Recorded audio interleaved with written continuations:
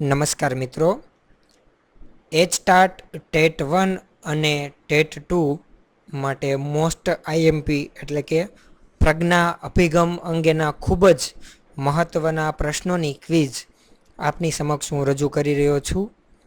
આ quiz world of GK.in વેબસાઇટમાંથી પ્રશ્નોનું સંકલન કરીને લેવામાં આવેલી છે. ચાલો આપણે જોઈએ પ્રજ્ઞા અભિગમ અંતર્ગત મહત્ત્વના પ્રશ્નો. પ્રશ્ન 1. પ્રાથમિક શિક્ષણમાં પ્રજ્ઞા અભિગમની શરૂઆત ગુજરાતમાં કયા વર્ષથી કરવામાં આવી છે? જૂન 2010થી. પ્રજ્ઞા અભિગમનું પૂરું નામ શું છે? ઓપ્શન એ પ્રગતિનું જ્ઞાન, પ્રાથમિક જ્ઞાન, પ્રારંભિક જ્ઞાન કે પ્રવૃત્તિ દ્વારા જ્ઞાન. જવાબ છે પ્રવૃત્તિ દ્વારા જ્ઞાન. નીચેના પૈકી કયું ગીત પ્રજ્ઞા ગીત છે? અમે પ્રજ્ઞાવાન, પ્રજ્ઞા થકી જ્ઞાન, પ્રજ્ઞા થકી શિક્ષણ, બનીએ પ્રજ્ઞાવાન, આપણે બનીએ પ્રજ્ઞાવાન. જવાબ છે ડી, બનીએ પ્રજ્ઞાવાન, આપણે બનીએ પ્રજ્ઞાવાન. પ્રજ્ઞા ગીતની રચના કોણે કરી છે? પ્રકાશ પરમાર, પ્રકાશ સુથાર, પરિમલ પટેલ કે એક પણ નહીં. જવાબ છે પ્રકાશ પરમાર. પ્રજ્ઞા અભિગમમાં કુલ કેટલી સમૂહ સાબ હોય છે?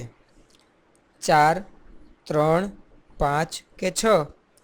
જવાબ 6. પ્રજ્ઞા અભિગમમાં કુલ 6 છાબ હોય છે. સમૂહ છાબ શેનો નિર્દેશ કરે છે?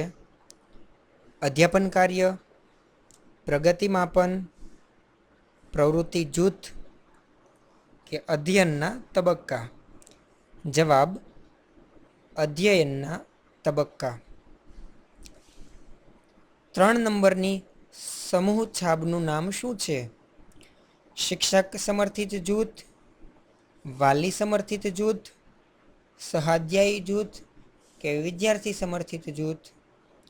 તો જવાબ છે 3 નંબરની છાબ વિદ્યાર્થી સમર્થિત જૂથ છે. મિત્રો, શિક્ષક સમર્થિત જૂથ એ 1 નંબરની છાપ છે. 1 નંબરની સમૂહ છાબનું નામ શું છે? હા, પ્રશ્ન આવ્યો. વાલી સમર્થિત, વિદ્યાર્થી સમર્થિત, સહાધ્યાયી કે શિક્ષક સમર્થિત? જવાબ છે શિક્ષક સમર્થિત જૂથ એ 1 નંબરની છાબનું નામ છે. અધ્યયનના તમામ મુદ્દાઓની ક્રમિક ગોઠવણી દર્શાવતા ચાર્ટને શું કહેવાય? અધ્યયનના તમામ મુદ્દાઓની ક્રમિક ગોઠવણી દર્શાવતા ચાર્ટને ટ્રે કહેવાય, છાબડી કહેવાય, પોર્ટફોલિયો કહેવાય કે લેડર કહેવાય? જવાબ લેડર. પ્રજ્ઞા અભિગમમાં શિક્ષકનું સ્થાન કઈ સમૂહ છાબમાં હોય છે? શિક્ષકનું સ્થાન એ 2 નંબરમાં, 3 નંબરમાં, 4 નંબરમાં કે 1 નંબરમાં? જવાબ 1 નંબરમાં હોય છે. હાલમાં ગુજરાતમાં કુલ કેટલી પ્રાથમિક શાળાઓમાં ધોરણ 5માં પ્રજ્ઞા અભિગમ અમલી છે? 300, 100, 200 કે 500? જવાબ 500. પ્રજ્ઞા અભિગમમાં નીચેના પૈકી કયા 2 વિષયોનું વિષય જૂથ હોય છે? ગુજરાતી ગણિત, ગણિત પર્યાવરણ, પર્યાવરણ સપ્તરંગી કે ગણિત સપ્તરંગી? તો જવાબ છે ગણિત અને સપ્તરંગી પ્રવૃત્તિઓનું જૂથ હોય છે. ગણિત સપ્તરંગીના વિષયમાં કયો વિષય બપોર પછી એટલે કે મધ્યાંતર રિસેસ બાદ શીખવવાનો હોય છે? જવાબ સપ્તરંગી પ્રવૃત્તિઓ. પર્યાવરણ વિષયના તમામ સાહિત્યનો રંગ કેવો છે? લીલો, લાલ, પીળો કે સફેદ? જવાબ લીલો છે. ગુજરાતી વિષયના સાહિત્યનો રંગ કેવો હોય છે? સફેદ, લાલ, લીલો કે પીળો? જવાબ ગુજરાતી વિષયના સાહિત્યનો રંગ પીળો હોય છે.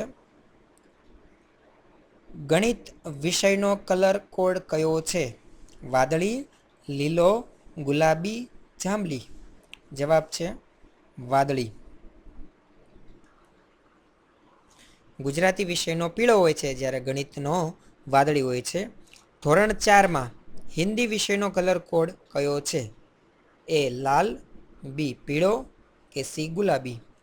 જવાબ ગુલાબી.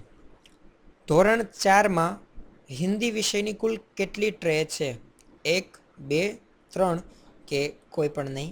જવાબ 1 હોય છે. ધોરણ 4માં હિન્દી વિષયમાં 1 ટ્રે છે. અધ્યયન કાર્ડ મૂકવા માટે શેની વ્યવસ્થા હોય છે? લેડર, છાબડી, પોર્ટફોલિયો કે ટ્રે? જવાબ ટ્રે હોય છે. અધ્યયન કાર્ડ જે મૂકવામાં આવે છે એ ટ્રેમાં મૂકવામાં આવે છે. અધ્યયન કાર્ડ માટેની ટ્રે કઈ જગ્યાએ મૂકવામાં આવે છે? છાબડીમાં, ટ્રેમાં, ઘોડામાં? આ પૈકી કોઈ નહીં. જવાબ અધ્યયન કાર્ડ માટેની ટ્રે ઘોડા એટલે કે રેકમાં મૂકવામાં આવે છે. મિત્રો, પ્રજ્ઞા અભિગમ અંગેના ખૂબ જ મહત્ત્વના પ્રશ્નોનો આ ક્વિઝનો પહેલો પાર્ટ છે, જે મને લાગે છે કે આપને ટેટની એક્ઝામમાં ખૂબ જ ઉપયોગી સાબિત થશે. જો તમને મારા વિડીયો હેલ્પફુલ થતા હોય તો મારી ચેનલ સબસ્ક્રાઈબ કરશો અને ભવિષ્યમાં આવનાર વિડીયોનો પણ આપ લાભ લેશો. आभार। दोस्तों, अगर आपको ये वीडियो पसंद आया हो तो लाइक के बटन पे क्लिक करें, वीडियोस को लाइक करें। अगर आप अपने दोस्तों के साथ शेयर करना चाहते हो तो शेयर के बटन पे क्लिक करें। उसको फेसबुक, मैसेंजर, व्हाट्सएप किसी भी ऐप के साथ किसी भी प्लेटफॉर्म पे शेयर कर सकते हो। अगर आपको हमारे सभी वीडियोस पसंद आते हो और यूज़फुल लगते हो तो हमारे भविष्य में आने वाले वीडियो को देखने के लिए हमारी इस चैनल को सब्सक्राइब करना ना भूलें।